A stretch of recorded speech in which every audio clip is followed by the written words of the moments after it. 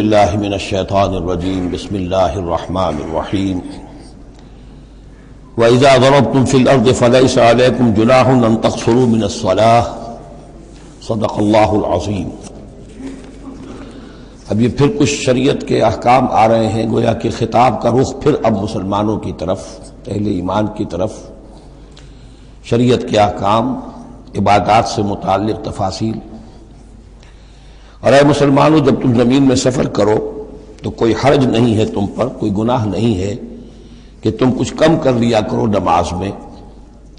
ان خفتم ان یفتنکم الذین کفروا، اگر تمہیں اندیشہ ہو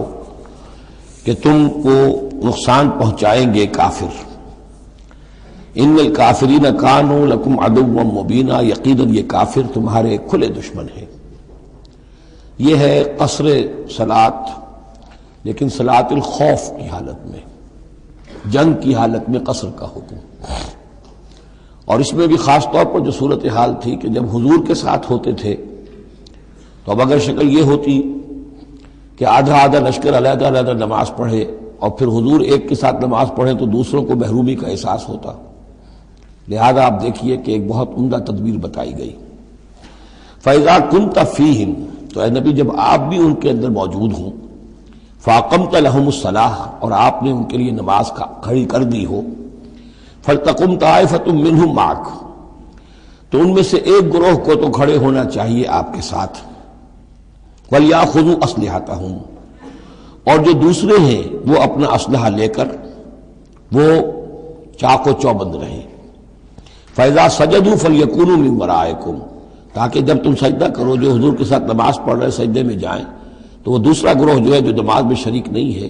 وہ ان کی حفاظت کرے، کھڑے رہے ان کے پیچھے۔ وَلْتَأْتِ طَائِفَةٌ أُخْرَىٰ، اب اس کے بعد ہوتا کیا تھا کہ حضور نے ایک رکعت نماز پڑھا دی اور آپ بیٹھے رہے، دوسری رکعت کے لیے اٹھے نہیں، دوسری رکعت مسلمانوں نے خود ادا کر لی۔ اب جب انہوں نے سلام پھیر دیا چلے گئے تو جو پہلے جو تھے جو اس وقت تک شریک نہیں ہوئے تھے وہ حضور کے پیچھے آ گئے۔ اب حضور نے ایک رکعت اور پڑھی تو ان کی ایک رکعت حضور کے پیچھے ہو گئی، اس کے بعد حضور نے ایک رکعت کے بعد سلام پھیر دیا، انہوں نے پھر ایک رکعت اور ادا کر لی، اس طریقے سے کہ کوئی بھی حضور کی امامت کے شرف سے اور فضل سے محروم نہ رہے۔ فَإِذَا سَجَدُوا فَلْيَكُونُوا مِن وَرَائِكُمْ وَلْتَأْتِ طَائِفَةٌ أُخْرَىٰ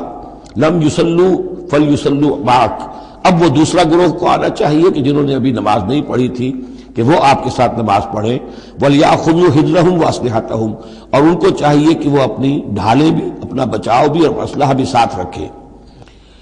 وَدَّ الَّذِينَ كَفَرُوا لَوْ تَغْفُلُونَ عَنْ أَسْلِحَتِكُمْ وَأَمْتِعَتِكُمْ، یہ کافر تو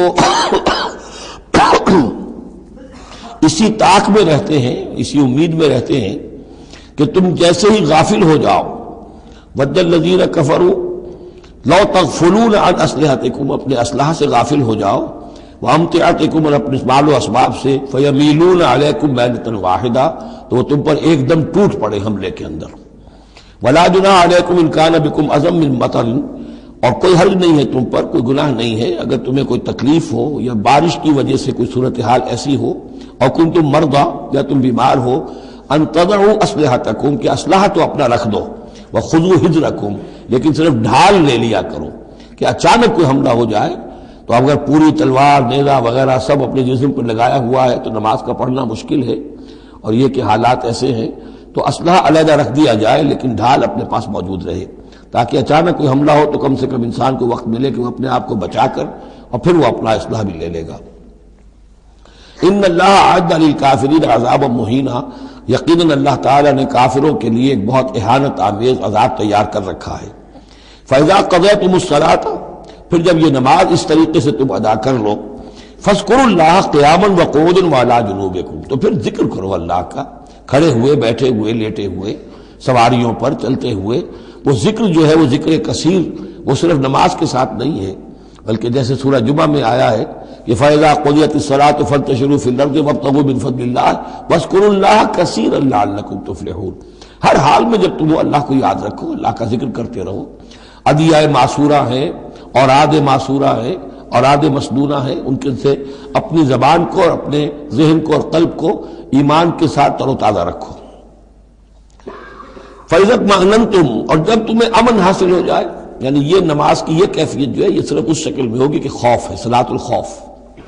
جب تمہیں امن حاصل ہو جائے، خوف جاتا رہے، فَأَقِیمُوا الصَّلَاةَ، پھر نماز قائم کرو جیسے کہ نماز کے قائم کرنے کے آداب ہیں، اس کی شرائط ہیں۔ ان الصلاۃ کانت علی المؤمنین کتابا موقوتا، یقیناً نماز اہل ایمان پر فرض کی گئی ہے، فرض ہونے کی شکل میں اور وقت کے ساتھ، اس کی فرضیت ہے اور موقوت ہے، اس کے اپنے اوقات ہیں، اور اس اوقات کے ضمن میں آپ کو بتا چکا ہوں کہ حضرت جبرائیل نے 2 دن نماز آپ کو پڑھائی، ایک دن 5 نمازیں اول وقت میں، دوسرے دن 5 نمازیں آخر وقت میں، اور بتایا کہ ان کے مابین وقت ہے۔ وَلَا تَهِنُوا فِي ابْتِغَاءِ الْقَوْمِ، اور دیکھو اس قوم یعنی اپنے دشمن کا پیچھا کرنے میں سست نہ بنو۔ اب تو یوں سمجھیے کہ جو حق و باطل کی جنگ ہے وہ آخری مرحلے کو پہنچ رہی ہے، اب آخری مرحلے پہ آ کے تھک نہ جانا۔ وَلَا تَهِنُوا فِي ابْتِغَاءِ الْقَوْمِ، ان کا پیچھا کرنے میں سست مت پڑو، ہمت نہ ہارو۔ ان تکونوا تعلمون، بڑے پیارے الفاظ ہیں، اگر تمہیں کوئی تکلیف پہنچتی ہے، الم پہنچتا ہے، بے آرامی ہے، فإنہم یعلمون کما تعلمون، تو کیا انہیں نہیں پہنچتا؟ انہیں بھی تو تکلیف پہنچتی ہے، وہ بھی جنگ کر رہے ہیں، وہ بھی زخم کھاتے ہیں، ان کے بھی لوگ مر رہے ہیں، وہ ساری تکلیفیں انہیں بھی پہنچ رہی ہیں، دشمنوں کو بھی۔ وَتَرْجُونَ مِنَ اللَّهِ مَا لَا يَرْجُونَ، اور تم اللہ سے امیدیں رکھتے ہو جو وہ نہیں رکھتے، تمہیں تو جنت کی امید ہے، تمہیں اللہ سے مغفرت کی امید ہے، انہیں تو یہ بھی نہیں ہے، تو اس اعتبار سے تمہیں تو ان سے کہیں آگے بڑھ جانا چاہیے۔ جو آخری آیت تھی سورہ آل عمران کی کہ یا ایھا الذین آمنوا اصبروا وصابروا ورابطوا، ان سے تو بڑھ جانا چاہیے صبر کے اندر کہ تمہارا سہارا تو اللہ ہے، وما صبرک الا باللہ۔ ان کے تو یہ من گھڑت قسم کے دیویاں دیوتا، ان کے دل کے اندر ان کی حقیقت میں کوئی قدر و قیمت بھی نہیں ہے، پھر بھی وہ اپنے باطل معبودوں کے لیے اس طریقے سے جان جوکھوں میں ڈال رہے ہیں، تو مسلمانوں تمہیں تو اس سے 10 گنا کرنا چاہیے۔ وَلَا تَهِنُوا فِي ابْتِغَاءِ الْقَوْمِ إِن تَكُونُوا تَعْلَمُونَ فَإِنَّهُمْ يَعْلَمُونَ كَمَا تَعْلَمُونَ وَتَرْجُونَ مِنَ اللَّهِ مَا لَا يَرْجُونَ وَكَانَ اللَّهُ عَلِيمًا حَكِيمًا، اور یقیناً اللہ تعالی علیم ہے اور حکیم ہے۔ اب یہ چند آیتیں آ گئیں اہل ایمان سے خطاب میں، اب پھر کچھ منافقوں کا معاملہ ایک آ رہا ہے۔ اِنَّا أَنزَلْنَا إِلَيْكَ الْكِتَابَ بِالْحَقِّ لِتَحْكُمَ بَيْنَ النَّاسِ بِمَا أَرَاكَ اللَّهُ، اے نبی ہم نے آپ پر کتاب نازل کی ہے حق کے ساتھ، تاکہ آپ لوگوں کے مابین فیصلہ کریں انصاف کے ساتھ، اور جو اللہ نے آپ کو دکھایا ہے، یعنی ایک تو کتاب دی ہے، قانون دیا ہے، ایک آپ کو بصیرت دی ہے، یہ اللہ تعالیٰ کی طرف سے بصیرت خاص۔ ظاہر بات ہے کہ ایک جج بیٹھا ہوا ہے اور جج کے پاس آپ نے کتاب ہے، فائل ہے، شہادتیں ہیں، گواہیاں ہیں، اب ایک اس کی اپنی ایک چھٹی حص بھی ہوتی ہے، اس کی اپنی جو ہے ایک ججمنٹ بھی ہوتی ہے جس کو کہ وہ بروئے کار لاتا ہے، تو اس کو اللہ کہتا ہے جیسا کہ ہم آپ کو دکھاتے ہیں اس کے مطابق فیصلہ کریں۔ وَلَا تَكُن لِلْخَائِنِينَ خَصِيمًا، اور خیانت کرنے والوں کی طرف سے آپ نہ جھگڑیں، یعنی ان کی طرف سے وکالت نہ فرمائیں کہ آپ کوئی اگر مسلمان ہے، کہنے کو مسلمان ہے خائن، تو اب اس کی طرفداری جو ہے آپ کو نہیں کرنی ہے۔ اس کا اصل میں ایک واقعہ ہو گیا تھا کہ ایک منافق مسلمان، اس نے کسی مسلمان کے گھر میں چوری کی، نقب لگائی، وہاں سے ایک آٹے کا تھیلا لے لیا، کچھ اسلحہ لے لیا، وہ اپنے گھر تک آیا تو وہ آٹے کی تھیلے کے اندر کہیں سوراخ تھا تو وہ آٹا گرتا گیا، تھوڑا تھوڑا وہ سارا راستہ جو ہے پتہ چل گیا کہ اس کے گھر تک سوراخ پہنچ گیا۔ پھر اسے کچھ خیال آیا کہ ممکن ہے مجھ پر شک ہو جائے، اسے پتہ نہیں تھا کہ یہ آٹا بھی میرا لاش فاش کر رہا ہے، اس نے یہ کیا اسی وقت جا کر ایک یہودی کے ہاں امانت رکھوا دیا، یہ سامان میری امانت ہے تمہارے پاس، لیکن وہاں بھی وہ نشان جو ہے آٹے کا وہاں بھی پہنچ گیا۔ اب اگلے روز جب تلاش ہوئی اور وہ آٹا جو گرا ہوا تھا راستے میں اس کو دیکھ کر کھوج لگاتے ہوئے لوگ پہلے اس کے مکان پر پہنچے، اس نے صاف انکار کر دیا، تلاشی لے لی، چیز نکلی نہیں۔ اب انہوں نے دیکھا تو وہ آگے جا رہے ہیں نشان، وہ وہاں پہنچ گئے، یہودی کے ہاں برآمد ہو گیا۔ یہودی نے کہا ٹھیک ہے یہ مال ہے، یہ رات رکھے یہاں پر حفاظت کے لیے رکھ گیا تھا۔ اب یہاں پہ جھگڑا ہو گیا کہ اس کے جو قوم کے لوگ تھے، اس کے گھرانے کے لوگ، اس منافق مسلمان کے، ان کا نہیں یہ جھوٹ بولتا ہے، یہ یہودی چور ہے۔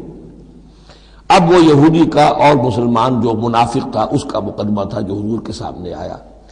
اور پوری قوم، اس کا پورا گھرانہ جو ہے، وہ قبیلہ اس کا جو ہے وہ آ گیا شور مچاتے ہوئے اور قسمیں کھاتے ہوئے، ہمارا یہ آدمی تو بہت نیک ہے، اس پر خامخواہ یہ جھوٹا الزام لگ رہا ہے اور یہ ہے اور وہ ہے،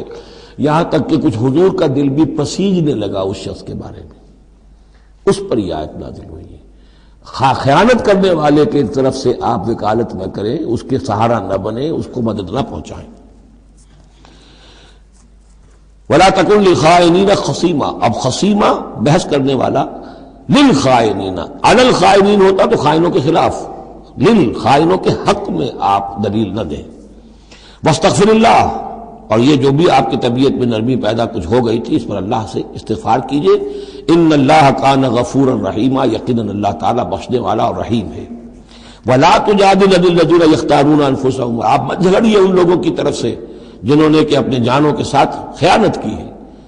اب ہم یہ امید لگائے بیٹھے حضور ہماری طرف سے شفاعت کریں گے، چاہے ہم نے بے ایمانیاں کی ہیں، حرام خوریاں کی ہیں، شریعت کی دجیاں بکھیری ہیں، تو حضور گویا کہ ہماری شفاعت کریں گے۔ یہاں فرمایا جائے وَلَا تُجَادِلْ عَنِ الَّذِينَ يَخْتَارُونَ أَنفُسَهُم، مت جھگڑیے آپ ان لوگوں کی طرف سے، ان کی طرف سے وکالت مت کیجیے۔ ان اللہ لا يحب من كان خوانا اثیما، اللہ تعالیٰ کو بالکل پسند نہیں ہے وہ لوگ کہ جو خوان ہوں، خیانت کرنے والے اور گناہ گار ہوں۔ یستخفون من الناس ولا یستخفون من اللہ، یہ لوگ شرماتے ہیں اور چھپتے ہیں لوگوں سے، اللہ سے نہیں چھپتے۔ وَهُوَ مَعَهُمْ إِذْ يُبَيِّتُونَ مَا لَا يَرْضَىٰ مِنَ الْقَوْلِ، حالانکہ جب یہ راتوں کو مشورے کرتے ہیں مسلمانوں کے خلاف، حضور کے خلاف، یہ منافقین کی بات آ رہی ہے تو اللہ تعالیٰ ان کے ساتھ موجود ہوتا ہے۔ اگر تو ایمان ان کا ہو اللہ پر تو انہیں معلوم ہو کہ اللہ سن رہا ہے ہماری بات۔ یہ مسلمانوں سے ڈرتے ہیں، خفیہ رکھتے ہیں اپنی باتوں کو، ان بدبختوں کو یہ خیال نہیں ہے کہ اللہ وہ تو ہر وقت ہمارے پاس موجود ہے۔ وَكَانَ اللَّهُ بِمَا يَعْمَلُونَ مُحِيطًا، اور جو کچھ وہ کر رہے ہیں اللہ اس کا احاطہ کیے ہوئے ہے، یعنی اس کی پکڑ سے یہ کہیں باہر نہیں نکل سکتے۔ ہاں انتم ہؤلاء جادلتم عنہم فی الحیات الدنیا، اب یہاں پہ اشارہ ہو رہا ہے وہ جو منافق مسلمان تھا، چور، اس کے جو گھرانے والے لوگ تھے کہ اے لوگوں تم نے دنیا کی زندگی میں تو ان کی طرف سے جھگڑا کر لیا، یہاں تک کہ حضور کو بھی بچلانے کی حد تک تم پہنچ گئے۔ وَمَن يُجَادِلُ اللَّهَ عَنْهُمْ يَوْمَ الْقِيَامَةِ، قیامت کے دن کون مجادلہ کرے گا اللہ سے؟ یہاں تم چھڑا بھی لو، حضور کو بھی فرض کیجئے، حضور نے فرمایا، یہ حدیث موجود ہے کہ میرے سامنے کوئی مقدمہ پیش ہوتا ہے تو کوئی ایک فریق زیادہ چرب زبان ہوتا ہے، اپنی بات کو پیش کرتا ہے اور میرے ہاں سے وہ غلط فیصلہ لے جاتا ہے۔ فرض کیجئے زمین کا کوئی ٹکڑا تھا اور میں نے غلط ڈگری اس کے حق میں دے دی، تو وہ سمجھ لے کہ چاہے میری عدالت سے ڈگری لے کر گیا ہے لیکن وہ جہنم کا ٹکڑا لے کر گیا ہے، زمین کا ٹکڑا لے کر نہیں گیا ہے۔ تو یہ تو معاملات ہیں کہ جو بھی عدل ہو رہا ہے، فیصلہ ہو رہا ہے، اس میں جو بھی کیسز ہیں، جو بھی گواہیاں ہو رہی ہیں، اس کے مطابق فیصلہ کر رہے ہیں۔ اب ہر وقت تو اللہ تعالیٰ کی طرف سے حضور صلی اللہ علیہ وسلم کے لیے ہر مرحلے پر تو نہیں تھا، جہاں اللہ ضروری محسوس کرتا تھا آپ کو متنبع فرما دیتا تھا۔ ہاں تم ہؤلاء، یہ تمہیں لوگ ہو، جادلتم عنہم فی الحیات الدنیا، تم نے بہت جھگڑا کیا ان کی طرف سے، اپنے ساتھی، اپنے رشتہ دار کی طرف سے دنیا کی زندگی میں۔ فمن یجادل اللہ عنہم یوم القیامہ، تو کون ہے جو اللہ سے جھگڑا کر سکے گا ان کی جانب سے قیامت کے دن؟ ام من یکون علیہم وکیلا، یا کون ہوگا جو اس کا کارساز بن سکے گا، ان کا وکیل بن سکے گا؟ وَمَن يَعْمَلْ سُوءًا أَوْ يَظْلِمْ نَفْسَهُ، اور جو کوئی بری حرکت کرے گا یا اپنے اوپر ظلم ڈھائے گا، ثم يستغفر اللہ، اور پھر اللہ سے استغفار کرے گا، یجد اللہ غفور الرحیم، وہ اللہ کو پائے گا غفور الرحیم۔ سیدھی روش سے غلطی ہو گئی، خطا ہو گئی، مان لو، جو دنیاوی سزا ہے وہ بھگت لو، اللہ سے استغفار کرو، آخرت کی سزا سے چھٹکارا مل جائے۔ اب اس سے بھی آگے ہے معاملہ، وَمَن يَكْسِبْ إِثْمًا فَإِنَّمَا يَكْسِبُهُ عَلَى نَفْسِهِ، جو کوئی بھی کوئی گناہ کماتا ہے وہ اپنی جان پر وبال لیتا ہے۔ وَكَانَ اللَّهُ عَلِيمًا حَكِيمًا، اللہ تعالیٰ علیم اور حکیم ہے۔ وَمَن يَكْسِبْ خَطِيئَةً أَوْ إِثْمًا ثُمَّ يَرْمِ بِهِ بَرِيئًا، اور یہ معاملہ تو بہت بڑھ کر ہے کہ کسی نے کوئی گناہ کمایا، کوئی خطا کی، کوئی غلطی کی، کوئی جرم کیا، پھر اس کی تہمت لگا دی ایسے شخص پر جو بری ہے۔ یہودی تو بری تھا، اس کو سزا دلوانے کے لیے سب تل گئے۔ تو ثم یرم بہ بریئا، جو بری ہے اس سے، اس کا کوئی تعلق نہیں، اس کا اس میں کوئی گناہ میں حصہ نہیں، فقد احتمل بہتانا و اسما مبینا، تو اس نے تو اپنے سر پر بہت بڑا طوفان اور بہت کھلا کھلا گناہ کا بوجھ لے لیا ہے۔ ولولا فضل اللہ علیک، اب یہ حضور سے خطاب ہو رہا ہے کہ اس معاملے میں اگر اللہ تعالیٰ نے بروقت آپ کو مطلع نہ کر دیا ہوتا، ولولا فضل اللہ علیک ورحمتہ لہمت طائفۃ منہم ان یضلوک، تو ان میں سے ایک گروہ ان منافقین میں سے وہ تو اس کے اوپر تل گیا تھا کہ آپ کو گمراہ کر دے، یعنی آپ سے غلط فیصلہ کروا لے، عدالت محمدی سے ظلم ہو جائے، اور وہ جو اصل میں مجرم نہیں تھا، بے گناہ جو ہے یہودی، اس کو پکڑ لیا جائے۔ ولولا فضل اللہ علیک ورحمتہ لہمت طائفۃ منہم ان یضلوک وما یضلون الا انفسہم، حقیقت میں وہ نہیں گمراہ کر رہے مگر اپنے آپ کو، وما یضرونک من شیء، اور اے نبی وہ آپ کو نقصان نہیں پہنچا سکیں گے، یعنی ہم ایسے مواقع پہ بر وقت آپ کو مطلع کرتے ہیں۔ وانزل اللہ علیک الکتاب والحکمہ، اور اللہ نے آپ پر کتاب نازل کی ہے اور حکمت نازل کی ہے، وعلمک ما لم تکن تعلم، اور وہ ساری باتیں آپ کو سکھائی ہیں جو آپ نہیں جانتے تھے، وکان فضل اللہ علیک عظیما، اور یقیناً اللہ کا فضل آپ پر بہت بڑا ہے۔ لا خیر فی کثیر من نجواہم، اب یہ چونکہ منافقین تھے یہ اپنے نجوا کرتے تھے، علیحدہ بیٹھ کے گفتگویں کرنا، سرگوشیاں کرنا، اور طرح طرح کے نجوا ہوتے تھے، بیٹھے باتیں بھی کر رہے ہیں، مسکرا بھی رہے ہیں کسی کو دیکھ کر تاکہ اس کے دل میں خلجان پیدا ہو جائے، یہ میرے بارے میں کوئی باتیں کر رہے ہیں، اشارے بھی کر رہے ہیں، تو 100 طرح سے ہتھ کنڈے، اور یہ ہماری مجلسوں میں بھی ہوتا ہے۔ یہ سارے معاملات جو کہ انسانی معاشرے کے اندر جیسے ہوتے تھے آج بھی ہوتے ہیں۔ لا خیر فی کثیر من نجواہم، یہ جو نجوا کرتے ہیں، سرگوشیاں کرتے ہیں، ان میں سے اکثر میں کوئی خیر نہیں ہے۔ الا من امر بصدقۃ، ہاں ایک بات ہو سکتی ہے، خاموشی سے کسی کو علیحدگی میں لے جا کر کسی صدقے کی اس کو تلقین کی جائے کہ بھائی دیکھو تمہیں اللہ نے غنی کیا ہے، یہ محتاج ہے میں جانتا ہوں، تو علیحدگی بجائے اس کے کہ پبلک میں اس سے بات کرو، اسے علیحدہ جا کے سمجھاؤ، یہ اچھی بات ہے۔ او معروف، یا کسی اور نیکی کا حکم دے، او اصلاح بین الناس، یا لوگوں کے معاملات کو درست کرنے کے لیے، دو بھائی جھگڑ پڑے ہیں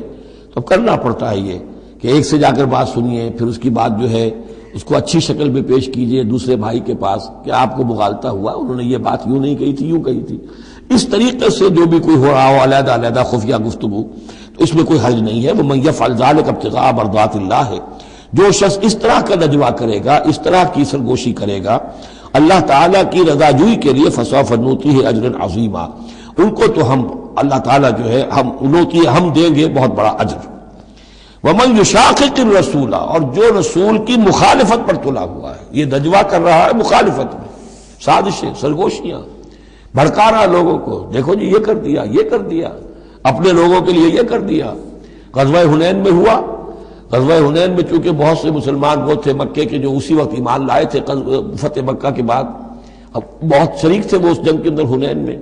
مال غنیمت میں حضور نے ان کی دلجوئی کے لیے جسے تالیف قلب کہتے ہیں ذرا زیادہ مال دے دیا، اس پر لوگوں نے شور مچا دیا۔ دیکھو جی وقت جب کڑے وقت تھے، مشکل وقت تھے تو ہم، اب جب یہ اچھا وقت آیا ہے تو اپنے رشتہ دار یاد آ گئے۔ مکے والے ظاہر بات رشتہ دار تو تھے، بات تو غلط نہیں ہے، قبیلہ تھا قریش کا۔ یہ 100 طرح کی باتیں جو آج ہوتی ہیں وہی ہوتی تھی ہمیشہ، یہ انسان کی فطرت جو ہے اس میں کوئی تغیر و تبدل نہیں ہوا ہے۔ وَمَن يُشَاقِقِ الرَّسُولَ مِن بَعْدِ مَا تَبَيَّنَ لَهُ الْهُدَىٰ، اور جو رسول کی مخالفت پر تل گیا اس کے بعد کہ اس پر ہدایت واضح ہو چکی، وَيَتَّبِعْ غَيْرَ سَبِيلِ الْمُؤْمِنِينَ، اور وہ اہل ایمان کے راستے کے سوا کوئی راستہ اختیار کرے، نُوَلِّهِ مَا تَوَلَّىٰ، ہم بھی اسی کی طرف اس کا رخ کر دیتے ہیں جو رخ اس نے اختیار کر لیا ہو، وَنُصْلِهِ جہنم، اور ہم اسے پہنچائیں گے جہنم میں، وَسَاءَتْ مَصِيرًا، اور وہ بہت بری جگہ ہے جانے کی اور لوٹنے کی۔ یہ آج بڑی اہم ہے اس اعتبار سے کہ امام شافعی رحمۃ اللہ علیہ یہ کہتے ہیں کہ میں نے اجماع کا جو معاملہ ہے قرآن مجید سے تلاش کرنے کی کوشش کی اور مجھے نہیں ملا، یعنی اللہ کے اطاعت یہ تو ٹھیک ہے جو قرآن میں آیا ہے وہ قانون کا ایک سورس ہے، حضور کا فرمان، حضور کی سنت سورس ہے، اسی طرح اجتہاد وہ بھی سمجھ میں آ گیا، یہ اجماع کس شے کا نام ہے، قرآن میں کہیں ذکر نہیں آیا۔ تو کہتے ہیں کہ میں نے 300 مرتبہ پورا قرآن پڑھا شروع سے آخر تک، صرف اس ایک مسئلے کو سامنے رکھ کر کہ مجھے اجماع کے لیے کوئی دلیل قرآن سے ملے، تب اس آیت پر آ کر 301ویں مرتبہ پھر نگاہ جمی، وَيَتَّبِعْ غَيْرَ سَبِيلِ الْمُؤْمِنِينَ، یعنی گویا کہ اہل ایمان کا جو راستہ ہے جس پر اجماع ہو گیا اہل ایمان کا، یہ خود اپنی جگہ ایک بہت بڑی سند ہے، اس لیے کہ حضور نے فرمایا میری امت ضلالت